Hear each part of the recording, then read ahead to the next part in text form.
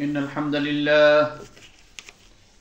لله نحمده ونستعينه ونستغفره ونؤمن به ونتوكل عليه ونعوذ بالله من شرور أنفسنا من يهد الله فلا مضل له ومن يضلله فلا هادي له ونشهد أن لا إله إلا الله وحده لا شريك له لا وزير له ولا نظير له ولا مثل له ولا مثيل له ونشهد أن سيدنا مولانا وأولانا محمدا عبده ورسوله أما بعد فأعوذ بالله من الشيطان الرجيم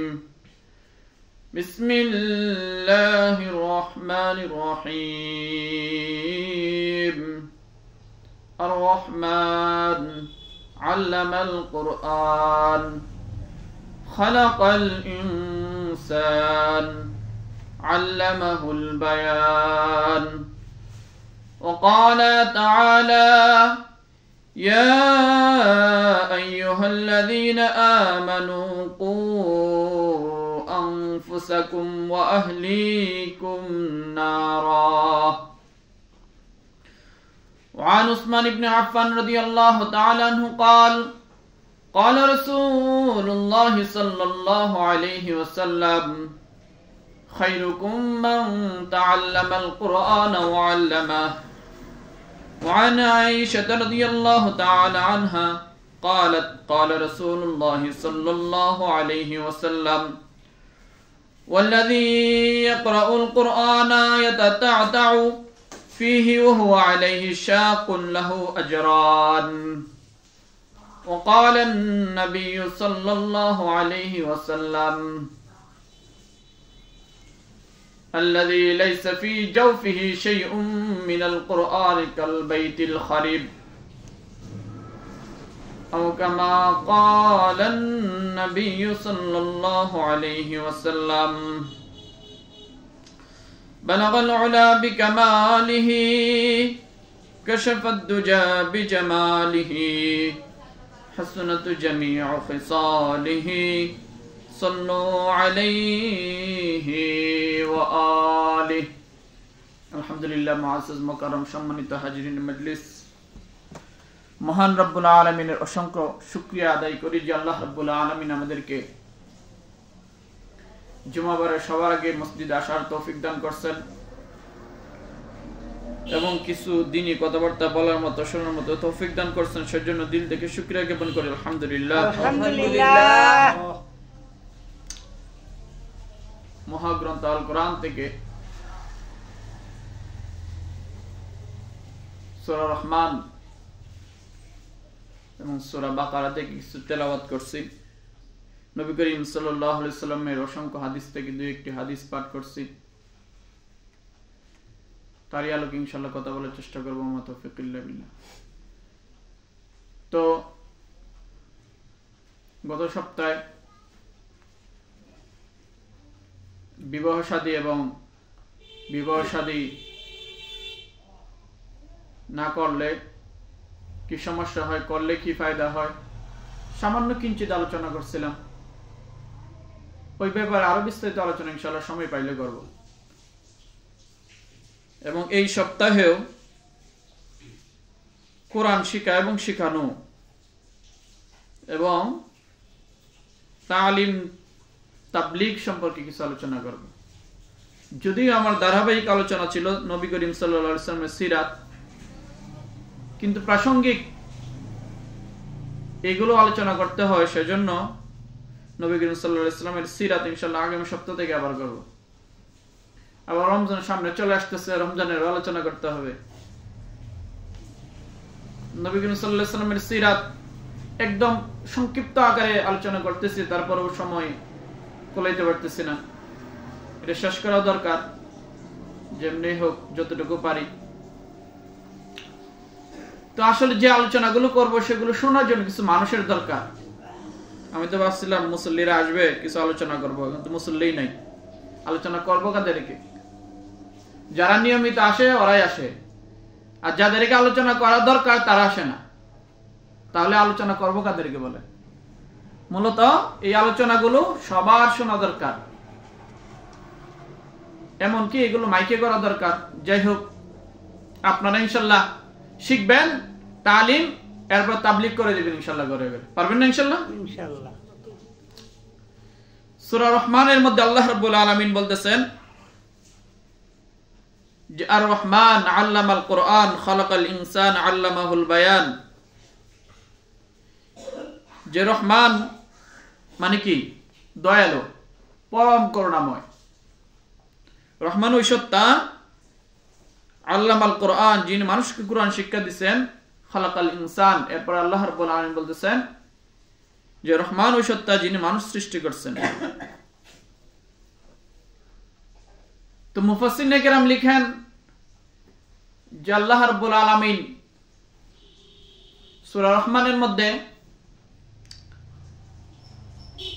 আগে মানুষ সৃষ্টির কথা না বলে কোরআন শিক্ষা দেওয়ার কথা কেন বললেন? এর ব্যাখ্যা মুফাসসিরিনে কেরাম লেখেন যে আমরা সাধারণত আকার আকৃতিতে যারা মানুষ, তারাই প্রকৃত মানুষ না, বরং যারা শিক্ষায় দীক্ষায় নীতি নৈতিকতায় আদর্শ মানুষ, তারাই প্রকৃত মানুষ।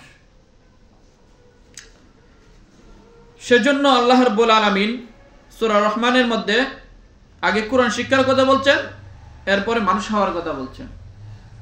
কারণ মানুষ ততক্ষণ পর্যন্ত প্রকৃত মানুষ হইতে পারবে না যতক্ষণ পর্যন্ত না সে আল্লাহর কোরআনকে নিজের ভিতরে ধারণ করবে, যতক্ষণ পর্যন্ত না সে কোরআনের শিক্ষায় শিক্ষিত হবে। তার উজ্জ্বল দৃষ্টান্ত আপনার আমার সমাজে দৃশ্যমান। এবং আল্লাহ রাব্বুল আলামিন আরেক যে আয়াত পাঠ করলাম, সেখানে আল্লাহ রাব্বুল আলামিন বলতেছেন যে ইয়া আইয়ুহাল্লাযীনা আমানু কু আনফুসাকুম ওয়া আহলিকুম নারা। যে হে ঈমানদারগণ, তোমরা নিজেরা আগে আগুনে জাহান্নামের আগুন থেকে বাঁচাও এবং তোমার পরিবার পরিজন পাড়া প্রতিবেশী মহল্লাবাসীকেও সেই আগুন থেকে বাঁচাও। এটা আল্লাহ রাব্বুল আলামিনের নির্দেশ। সেজন্য প্রথমে আমাদেরকে জাহান্নামের আগুন থেকে বাঁচতে হবে এবং আমার যে পরিবার পরিজন আত্মীয় স্বজন আছে, পাড়া প্রতিবেশী আছে, তাদেরকেও বাঁচাইতে হবে। সুতরাং এই আলোচনাগুলো সবারই শোনা দরকার।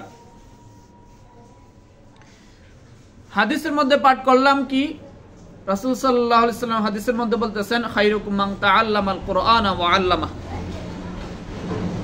যে তোমাদের মধ্যে সর্বোত্তম ব্যক্তি হচ্ছে, সবচেয়ে আমার কাছে দামি হচ্ছে এবং আল্লাহর কাছে দামি হচ্ছে ওই ব্যক্তি যে কোরআন নিজে শিখে এবং অপরকে শিখায়। এটা নবী করিম সাল্লাল্লাহু আলাইহি ওয়াসাল্লামের কি বাণী, হাদিস।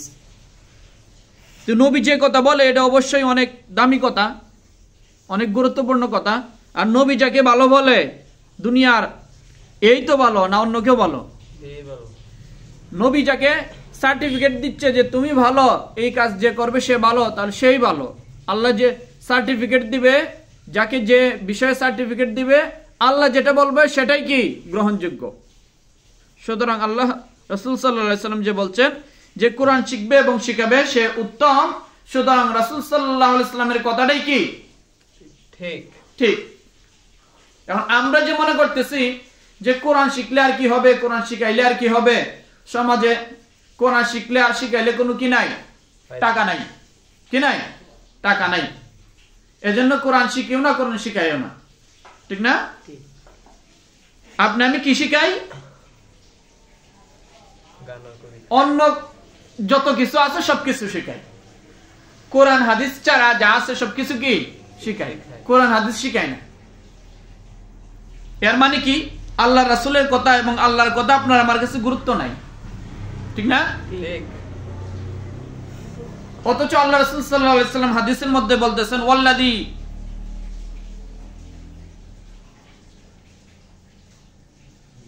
লাইসা বি ওয়াল্লাযী লাইসা ফি জাওফি শাইউম মিনাল কুরআনি কাল বাইতিল খারিব, যে দিলের ভিতরে, যে অন্তরের ভিতরে কোরআন নাই, সেই কোরআনটা কি বিরান ঘরের মতো। কিসের মতো? বিরান ঘরের মতো। বিরান ঘরে অর্থাৎ পরিত্যক্ত বাড়ির মতো, যেখানে মানুষ বসবাস করার উপযুক্ত না। সুতরাং যে দিলের ভিতরে কোরআন নাই, সেই দিলের ভিতরে আল্লাহর মহব্বতও নাই, আল্লাহও নাই, দ্বীনও নাই, এবং দ্বীনের কথার কোনো গুরুত্বও নাই। আল্লাহ রাব্বুল আলামিন শুধু কোরআনের ফজিলত সংক্রান্ত অসংখ্য আয়াত কি করছেন? নাজিল করছেন। আমরা ফাজাইল আমলের মধ্যে অসংখ্য আয়াত এখানে পড়ছি। কোরআনের মধ্যে, এই ফাজাইল আমলের মধ্যে কোরআনের অসংখ্য আয়াত আছে কোরআনের ফজিলত সংক্রান্ত, আবার অসংখ্য হাদিসও আছে কোরআনের ফজিলত সংক্রান্ত। আল্লাহ রাসূল সাল্লাল্লাহু আলাইহি সাল্লাম এক হাদিসের মধ্যে বলেন যে দুইটা জিনিস এমন আছে, যে দুইটা জিনিস যদি আল্লাহ তাআলার কাছে সুপারিশ করে তাহলে তার সুপারিশ কবুল করা হবে। এর মধ্যে থেকে একটা হচ্ছে কোরআন আর একটা হচ্ছে রোজা। একটা হচ্ছে কোরআন আর একটা হচ্ছে কি? রোজা। সুতরাং আপনার আমার সুপারিশকারী দরকার আছে কি আছে না? আছে। সুপারিশ দরকার যদি থাকে, তাহলে আপনি আমি সুপারিশকারী হিসেবে কাকে আপনি আমি নির্বাচন করছেন? কাউকেই তো না। আপনি আমি সুপারিশকারী হিসেবে কাউকে গ্রহণ, মানে আমরা কি করি নাই? গ্রহণ করি নাই। যারাও গ্রহণ করছি সুপারিশকারী হিসাবে কিছু দুনিয়ার বন্ড মাজার পূজারীকে, দুনিয়ার বন্ড মাজার পূজারীকে, যাদেরকে আমরা সুপারিশকারী হিসাবে কি মাইনা নিছি, অথচ তাদেরই কে সুপারিশ করবে, তাদের কি কে বাঁচাবে এর কোনো গ্রান্টেড নাই, গ্রহণযোগ্যতা নাই। কিন্তু আল্লাহ রাব্বুল আলামিন কোরআন যে মানুষকে সুপারিশ করে বাঁচাইতে পারবে, এটা আল্লাহ রাব্বুল আলামিনের ওয়াদা, রাসূলের কি ওয়াদা। কিন্তু সেই ওয়াদার প্রতি আপনার আমার ভ্রুক্ষেপ নাই, আছে না? অথচ এটার প্রতি তাকা দরকার। আল্লাহ রাসূল সাল্লাল্লাহু আলাইহি ওয়াসাল্লাম আর হাদিসের মধ্যে বলেন, হযরত আয়েশা রাদিয়াল্লাহু তাআলা থেকে বর্ণিত, যে ব্যক্তি কোরআন পড়তে পারে না, ঠেকে ঠেকে পড়ে, কোরআন পড়তে পারে না, ঠেকে ঠেকে পড়ে, কষ্ট লাগে, আল্লাহ রাব্বুল আলামিন তাকে দ্বিগুণ সওয়াব দান করবেন। সুবহানাল্লাহ। আচ্ছা বলেন তো, আল্লাহ রাব্বুল আলামিনের উচিত ছিল যে ভালো পড়তে পারে তাকে বেশি সওয়াব দেওয়া, আর যে কম পড়তে পারে তাকে সওয়াব না দেওয়া, ঠেকে ঠেকে পড়ে। কিন্তু আল্লাহ রাব্বুল আলামিন ইহসান করছেন, দয়া করছেন, আল্লাহ রাসূলের হাদিস থেকে বর্ণিত, যেহেতু আল্লাহ রাব্বুল আলামিন তাকে কি দিবেন? দ্বিগুণ সওয়াব দিবেন। এবং একটা কোরআনের আয়াত পড়লে কি হয়, কতটুকু সওয়াব হয়? একটা হরফ পড়লে কতটুকু সওয়াব হয়? একটা শব্দ পড়লে কতটুকু সওয়াব হয়? আপনার আমার কম বেশি জানা আছে নি? আছে। একটা হরফ পড়লে কমপক্ষে কয়টা নেকি হয়? 10টা নেকি হয়। কয়টা নেকি হয়? 10টা নেকি হয়। আচ্ছা বলেন, এই নেকিটা আপনি আমি দুনিয়াতে তেমন লাভ পাবো না, সেজন্য আপনি আমি পড়ি না, পড়ি না। আমি দুনিয়াতে যদি একটা হরফ পড়লে 10টা করে টাকা পাইতাম, তাহলে পড়তাম না? পড়তাম। কারণ দুনিয়ার লাভ আপনার আমার দরকার। দুনিয়ার 10 টাকার আপনার কাছে কি আছে? মূল্য আছে, আমার কাছে মূল্য আছে। সেজন্য একটা হরফ পড়লে যদি 10টা করে টাকা দেওয়া হইতো, প্রতিদিন আল্লাহ যদি প্রতিদিন আসমান থেকে 10টা করে টাকা দিত, তাহলে কোরআন পড়নেওয়ালার অভাব আর হইতো না। অভাব হইতো না। অথচ আল্লাহ রাব্বুল আলামিন যে বলতেছেন 10টা করে নেকি দিবেন, তো নেকির দাম কি টাকার চেয়ে কম হয়ে গেছে নাকি? না, বেশি। কিন্তু আপনি আমি এটা বুঝতে পারতেছি না। দুনিয়ায় কি আপনার আমার শেষ নাকি? না। দুনিয়ার 10 টাকা যদি আপনার কাছে দাম থাকে, হ্যাঁ 10 টাকার মূল্য যদি আপনার কাছে থাকে, তাহলে আখিরাতে 10টা নেকির মূল্য আপনার কাছে আরো বেশি টাকা দরকার। কারণ দুনিয়ার হায়াত অল্প দিনের, যে কোনো মুহূর্তে আপনি আমি মরে যাব। এই টাকা পয়সা আপনার আমার কাছে আসতেও পারে, নাও আসতে পারে। আপনি আমি যে টাকা অর্জন করতেছি, যে সম্পদ কামাই করতেছি, সেই সম্পদ আপনার আমার কাছে আসতেও পারে, নাও আসতে পারে। সেগুলো আমি ভোগ করতেও পারি, নাও করতে পারি। শুধু কামাই করলাম, অর্জন করলাম। অনেক অসংখ্য মানুষ আছে যারা টাকা পয়সা কামাই করতেছে কিন্তু নিজে ভোগ করতে পারতেছে না, এরকম আছে না? সুতরাং আপনার আমার জীবনের হায়াত শেষ হয়ে যাবে, আমি যা অর্জন করলাম তা আমি ভোগও করতে পারবো না। কিন্তু আপনার আমার এরপরে নতুন একটা অধ্যায় শুরু হবে, নতুন একটা জীবন শুরু হবে। সেখানে আর আপনি যত টাকা পয়সাই নেন না কেন, এই টাকা পয়সার কাজে আসবে না। সেখানে কাজে আসবে কি? একমাত্র কি? নেকি। একমাত্র কি? নেকি, সওয়াব। এই সওয়াব কি আর পাওয়া যাবে বলেন? না। সওয়াব পাওয়া যাবে না, সওয়াব অর্জন করে যেতে হবে। এগুলো হচ্ছে প্রবাস জীবনের মতো। প্রবাস জীবনে আপনি যা অর্জন করবেন, বাড়িতে এসে তাই ভোগ করতে পারবেন যদি হায়াতে থাকেন। আর যদি না থাকেন তাহলে তো শেষ। সুতরাং আপনার আমার বোঝার বিষয় হচ্ছে যে আল্লাহ রাব্বুল আলামিন আপনাকে আমাকে যে প্রতিশ্রুতিগুলো দিবেন, রাসূল সাল্লাল্লাহু আলাইহি সাল্লাম যে হাদিসের মধ্যে যে কথাগুলো বলছেন সবগুলো সত্য এবং অবধারিত, এবং অবশ্যই এগুলো কি হবে, সংঘটিত হবে। কিন্তু আপনি আমি হাহুতাশ, আপনি আমি এগুলো থেকে বেপরোয়া, আপনি আমি এগুলোর প্রতি কোনো ভ্রুক্ষেপ নাই। আপনার আমার বাচ্চাদেরকে আমরা পড়াশোনা করাই কিসের জন্য? আমি তো আগে পড়াশোনা করছি না এই লাইনে, ঠিক আছে, জেনারেল লাইনে। সেজন্য মূলত পড়াশোনা জেনারেল লাইনে কিসের জন্য করে এতটা আইডিয়া ছিল না। পড়াশোনার একটা মূল থিওরি আছে, মূল একটা উদ্দেশ্য আছে। মূল একটা উদ্দেশ্য কি? পড়াশোনার মূল একটা উদ্দেশ্য হচ্ছে মানুষ যাতে মানুষ হইতে পারে। মানুষ যাতে কি হইতে পারে? মানুষ হইতে পারে। এইটাই হচ্ছে পড়ালেখার মূল উদ্দেশ্য। আল্লাহ রাব্বুল আলামিনও কোরআন শিখার মূল উদ্দেশ্য এটাই বলছেন যে মানুষ যাতে কি হইতে পারে? মানুষ হইতে পারে। সেজন্য আল্লাহ রাব্বুল আলামিন সর্বপ্রথম নবীর উপরে নাযিল করেছেন কোরআন, এবং সর্বপ্রথম শিক্ষাদানের কথা বলছে কি? কোরআন। আল্লাহ রাব্বুল আলামিন সর্বপ্রথম যে ওহী নাযিল করেছেন সেটা হচ্ছে পড়াশোনা সম্পর্কে। আল্লাহ রাব্বুল আলামিন সূরা আলাকের মধ্যে বলছেন যে ইকরা বিসমি রাব্বিকাল্লাযী খালাক, খালাকাল ইনসানা মিন আলাক, ইকরা ওয়া রাব্বুকাল আকরাম আল্লাযী আল্লামা বিল কলম। সর্বপ্রথম নবীর উপরে যে ওহী নাযিল হইছে সেই ওহীর মধ্যে আল্লাহ রাব্বুল আলামিন সর্বপ্রথম যে বার্তা নবীর কাছে দিবেন, যে তালিম নবীকে দিবেন, এবং যে তালিমের প্রচার প্রসার তাবলীগ করার কথা বলছেন সেটা হচ্ছে কি? শিক্ষা। সেটা কি? শিক্ষা। এজন্য শিক্ষার গুরুত্ব অপরিসীম, এবং শিক্ষা জাতির মেরুদণ্ড আমরা বলি। কিন্তু আমরা দুনিয়ার শিক্ষাকেই জাতির মেরুদণ্ড হিসেবে আপনি আমি গণ্য করে নিছি, মেনে নিছি, আর আখিরাতের জন্য এবং দুনিয়ারও সফলতার জন্য কোরআনের শিক্ষা যে দরকার এটা মাইনাস করে দিছি।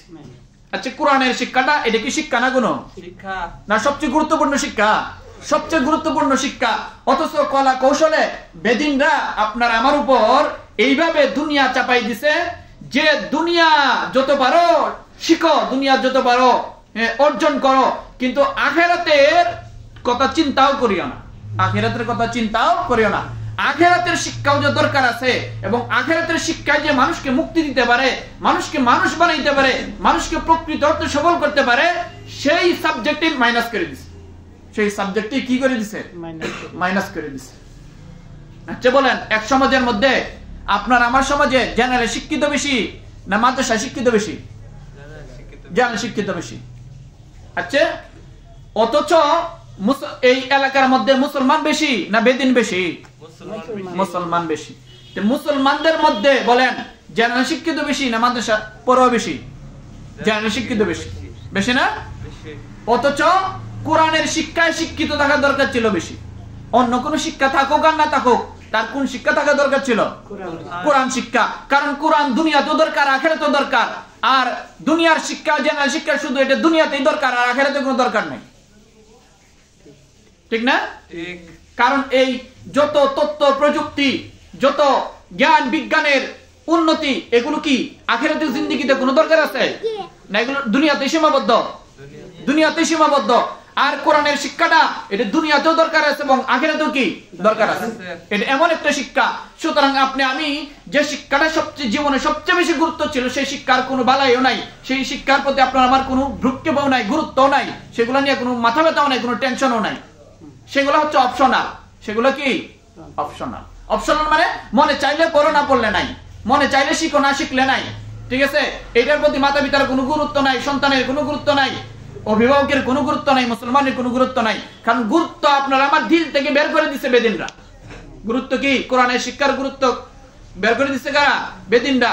তার সব সময় আপনার আমার কাছে পেশ করছে মিডিয়ার মাধ্যমে, তাদের শিক্ষার মাধ্যমে এই কথা আপনার আমার মাইন্ডের মধ্যে সেট করে দিছে যে দুনিয়া যত বড় শিখো আর আখিরাত যত বড় ছাড়ো।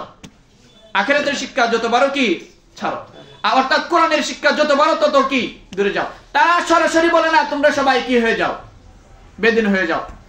হ্যাঁ, আর আমরাও সরাসরি বলি না তোমরা সবাই মুসলমান হয়ে যাও। কিন্তু তারা বেদিন বানানোর জন্য যত কাজ করা দরকার সবগুলো করতেছে। আমরা মানুষকে মুসলমান বানানোর জন্য কোনো কাজই করতেছি না। নিজেরাই মুসলমান থাকবো কিনা সেটাই সন্দেহ, সেটাই কি সন্দেহ। আজকে যত বেশি না বেদিনরা ইসলামের ক্ষতি করতেছে, তার চেয়ে বেশি নামধারী মুসলমানরা তার চেয়ে বেশি ক্ষতি করতেছে। ঠিক কিনা বলেন? একবারে খুব খেয়াল করে শুনবেন যে পুরা বিশ্বের মধ্যে যতটা নির্যাতনা নিষ্পেষণ ইহুদি খ্রিস্টান আর হিন্দু বৌদ্ধরা করতেছে, তার চেয়ে বেশি ইসলাম এবং মুসলমানের উপর নির্যাতন নিষ্পেষণ তারা বিভিন্ন ভাবে করতেছে মুসলমান নামদারি মুনাফিকরা। মুসলমান নামদারি মুনাফিকরা, কারণ তারা তো জোর করে বলছে না যে ঠিক আছে যে তোমরা কোরআন শিক্ষা দিও না, জোর করছে আমাদেরকে যে তোমরা কোরআন শিখিও না, জোর করছে। কিন্তু আপনার আমার নামদারি মুসলমানরা এত বেশি প্রগতিশীল হয়ে গেছি, এত বেশি দুনিয়াদার হয়ে গেছি যে কোরআনের শিক্ষার কথা বললেই তাদের নিজের গায়ের মধ্যে কি হয়, গাত্রদাহ হয়, গায়ে জ্বলাপোড়া শুরু হয়। কোরআনের শিক্ষার কথা বললেই বলে মৌলবাদ হয়ে যাবে, কোরআনের শিক্ষার কথা বললেই কি বলে জঙ্গিবাদ হয়ে যাবে। এজন্য মাদ্রাসাগুলোকে তারা জঙ্গির আখড়াখানা হিসেবে কি করে ট্যাগ দেয়। এগুলো কারা? বাংলাদেশে যারা জঙ্গিবাদ বলে হুজুরদেরকে ট্যাগ দেয় এরা ইহুদি খ্রিস্টানরা না বাংলাদেশের সুশীল শিক্ষিত যাদেরকে আমরা জ্ঞানী গুণী বুদ্ধিজীবী মনে করি তারাই ইসলামকে এবং মুসলমানকে এবং মুসলমানদের নবীকে এবং কোরআনকে এবং কোরআন শিক্ষার যে কি আছে পাঠশালাগুলো আছে মাদ্রাসাগুলো আছে এগুলোকে জঙ্গির আখড়া বলে, জঙ্গির কি কারখানা বলে। অথচ তারাই সর্বক্ষেত্রে জঙ্গিবাদ এই বাংলাদেশের মধ্যে কি ছড়াইতেছে। মানুষের ভিতরে জুলুম নির্যাতন যতগুলো আছে তারাই ছড়াইতেছে, কিন্তু সব ট্যাগ দিতেছে কাদের উপরে? যারা কোরআন হাদিস সুন্নাহ নিয়ে আছে, যারা দুনিয়ারও সফলতা চায় আখিরাতের সফলতা চায়, যারা মানুষকে দুনিয়ার জীবনে মুক্তি দিতে চায় এবং আখিরাতের জীবনও সফল বানাইতে চায়, তাদেরকে কি জঙ্গি ট্যাগ দিতেছে। এবং ইসলাম এবং মুসলমানদেরকে নিয়ে তারাই কি করতেছে? নানা বিদ্রোহ করতেছে। যাই হোক, ওইগুলো বিষয় না। মুসলমানদের দিল থেকে কোরআনের মহব্বত কেন চলে গেল বলেন? দুনিয়ার সব সাবজেক্টের প্রয়োজন আপনি আমি বোধ করলেন। বাংলার প্রয়োজন আছে, ইংলিশের প্রয়োজন আছে, গণিতের প্রয়োজন আছে, ফিজিক্স কেমিস্ট্রির প্রয়োজন আছে, রসায়নের প্রয়োজন আছে, পদার্থ বিজ্ঞানের প্রয়োজন আছে আপনার আমার জীবনে। সব কিছু সব সাবজেক্টের প্রয়োজন আছে। কোরআনের সাবজেক্টের কেন প্রয়োজন নাই বলেন? কোরআনের জন্য কেন আপনার আমার একটুকু দিলের মধ্যে ব্যথা নাই? কেন এটাকে আপনি আমি অপশনাল রাখলাম বলেন? এটা কি জোর করছে তারা? জোর করছে না, বরং আপনার আমার ভিতরে আপনার আমার সমাজে এমন শিক্ষা ব্যবস্থা চালু করে দিছে, আপনার আমার মাইন্ডের মধ্যে সেট হয়ে গেছে যে কোরআন পড়লে পড়ে না পড়লে নাই, কোরআন পড়লে পড়ে না পড়লে নাই, এটার কোনো দরকার নাই। হুজুরা যেহেতু বারবার পিড়াপিড়ি করে জোরাজুরি করে, সেজন্য অনেকে সামাজিকতার জন্য কি করে? কোরআন পড়ে। সামাজিকতার জন্য, সমাজকে মেনটেন করার জন্য, সামাজিক এজন্য এখন অনেক বাচ্চাদেরকে বলে, বিশেষ করে মেয়েদেরকে বলে কোরআনটা পড়াইতে হবে। কেন? কারণ এখন এই সমাজ বদলে গেছে। এখন সমাজ কি বদলে গেছে। বাচ্চাদেরকে যদি কোরআনটা কমপক্ষে না পড়াই তাহলে মেয়েকে বিয়ে দেওয়া যাবে না। মেয়েকে কি দেওয়া যাবে না?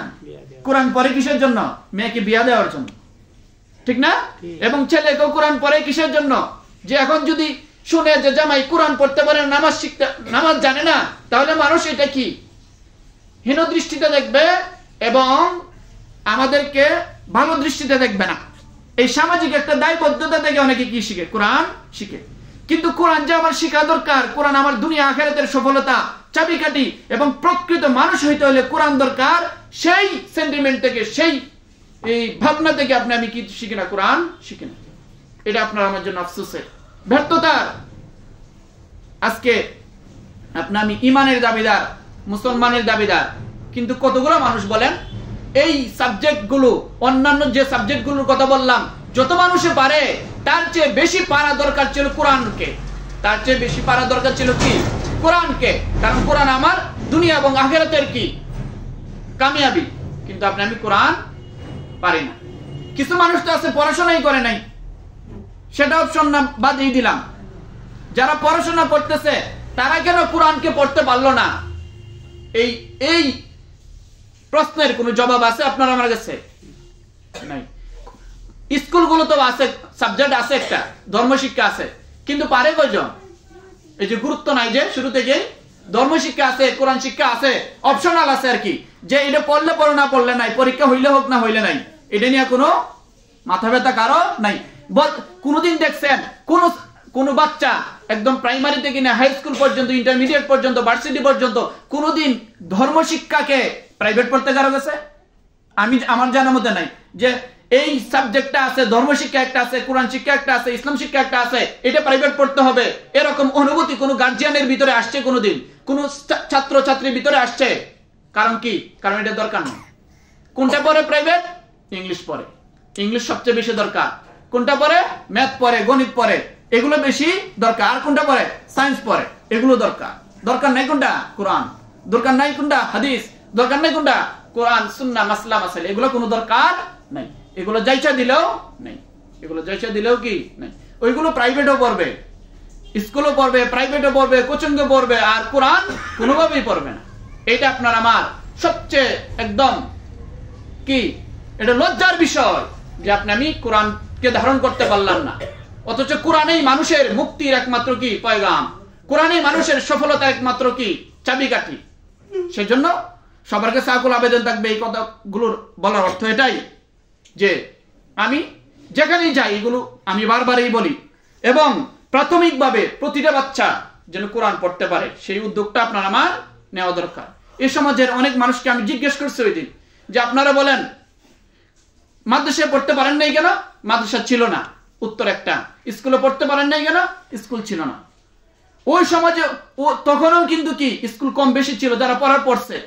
মাদ্রাসা কম বেশি ছিল, তুলনামূলক কম ছিল, হুজুর কম ছিল, আচ্ছা পড়তে পারেন নাই। প্রতিটা মসজিদে আপনারা বলেন এই 50 বছরের ভিতরে কি ইমাম সাহেব ছিল না মসজিদে? প্রতিটা মসজিদে ইমাম সাহেব কি কোরআন পারতো না?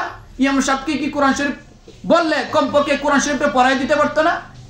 আমি পড়ি নাই, ব্যর্থতা। আচ্ছা বলেন যারা পড়তে পারেন নাই, যারা পড়ছেন শিক্ষিত হয়েছেন, ওরা কেন পড়তে পারেন নাই? বলেন, কোন উত্তর আছে? নাই। নিজেরা পড়তে পারেন নাই, আপনাদের বাচ্চারা পড়তে পারে নাই, আপনাদের নাতিরা পড়তে পারতেছে না। অথচ এই সমাজের মধ্যে অনেকগুলো মুসলমানের বাচ্চা আছে না প্রাইমারিতে পড়ে, অনেকগুলো আছে না হাই স্কুলে পড়ে, ওরা কি সবাই কোরআন পড়তে পারে? ওরা কোন দিন আর পড়তে পারবে? এখন তো হুজুররা আছে, এখন তো মাদ্রাসা আছে, এখন পড়তে পারেন না কেন? পড়তে পারে না কেন? বুঝা গেল আমাদের কোনো দায়বদ্ধতা নাই, উদাসীনতা আছে, কোরআনের কোনো দরকার আপনার আমার নাই। এর জন্য মুসলমানদেরকে মুসলমানদের অধঃপতনের জন্য ইহুদি খ্রিস্টানরা দায়ী না, দায়ী আমরা নিজেরাই কোরআনকে দূরে সরাই দিছি। এই জন্যই তারা আমাদের উপরে কি চাইপা পড়ছে, ঘাড়ে চাইপা পড়ছে। কোরআনকে যখন ধারণ করব, কোরআনকে যখন লালন করব, তখন আর কি করতে পারবে না, তারা আমাদেরকে ঘাড়ে চাইপা ধরতে পারবে না। কারণ কোরআনের একটা অ্যাকশন আছে, কোরআনের একটা পাওয়ার আছে। আজকে খুবই দুঃখজনক, আজকে নবী রাসূল কোনো কিছু বুঝে না, কোরআন হাদিস কোনো কিছু বুঝে না। এই তো গত পরশু দিনেই ওইখানে যাত্রাপালা হওয়ার কথা ছিল, ওই বাংলাতেও যাত্রাপালা হওয়ার কথা ছিল, ওলামায়ে কেরাম বাধা দিচ্ছে। কারণ হাদিসের মধ্যে আছে ইযারা মুনকারান গায়্যারুহু বিয়াদি ফাইন লাম তাসতাদি ফাবি লিসানি ফাইন লাম তাসতাদি ফাবি লিসানি ফাইন লাম তাসতাদি ফাবি কলবি ফাহুয়া আযআফু মিনাল ঈমান। কারণ অন্যায় অশ্লীল কাজ যদি প্রকাশ্য হইতে দেখো, তাহলে তুমি সেটাকে হাতে প্রতিহত করো, সম্ভব না হইলে জবানে প্রতিবাদ করো, তাও যদি সম্ভব না হয় তাহলে কমপক্ষে মন থেকে ঘৃণা করো। কিন্তু মুসলমান এটা করবে, এটা কখনো হইতে পারে না। এইটা প্রতিহত করার জন্য বা বুঝাইছে যে আপনারা এগুলো করেন না, কিন্তু তারা কি বলছে জানেন? মুখে বলা যাবে না, এত নোংরা কথা বলছে যে কথার কারণে মানুষ ঈমান থাকবে না, শুধু এরকম না, তাকে হত্যা করে ফেলা ওয়াজিব হয়ে যায়। হাদিসের মধ্যে আছে মান সাব্বা নবিয়ান ফাকতুলুহু, যে নবীকে গালি দিবে তাকে হত্যা করে ফেলো। কারণ সে দুনিয়ার সবচেয়ে বড় ভাইরাস, এত বড় জঘন্যতম কাজ করছে, অথচ সে কি নামদারি মুসলমান, নামদারি কি মুসলমান। আচ্ছা বলেন, এখন বলেন ইহুদি আর খ্রিস্টান লাগবে আপনার আমার ধ্বংসের জন্য? শয়তান লাগবে? আমি নিজেই তো শয়তান হয়ে গেছি। এর সামনে দেখবেন রমজান আসতেছে, কিছু মানুষ নিজেই শয়তান হয়ে যাবে। শয়তান তো তখন বন্দী থাকবে, কিন্তু নিজে মানুষই কি হয়ে যাবে? শয়তান হয়ে যাবে। সেই জন্য অনেকগুলো বিষয় ছিল বলার, শুরু থেকেই অনেকগুলো বলছি, মানুষ আসছেন আপনারা শেষে। এই জন্য সবার কাছে আকুল আবেদন, এবং যুবক ভাইরা যারা আছেন আপনারা সবার কাজটাকে যেরকম সম্পন্ন করছেন, এরকম আরেকটা আবেদন আপনাদের কাছে। কায়েম সাহেব হুজুর বলে গেছিলেন আপনাদেরকে বিভিন্ন কাজ করার জন্য, সমাজ পরিবর্তনের জন্য।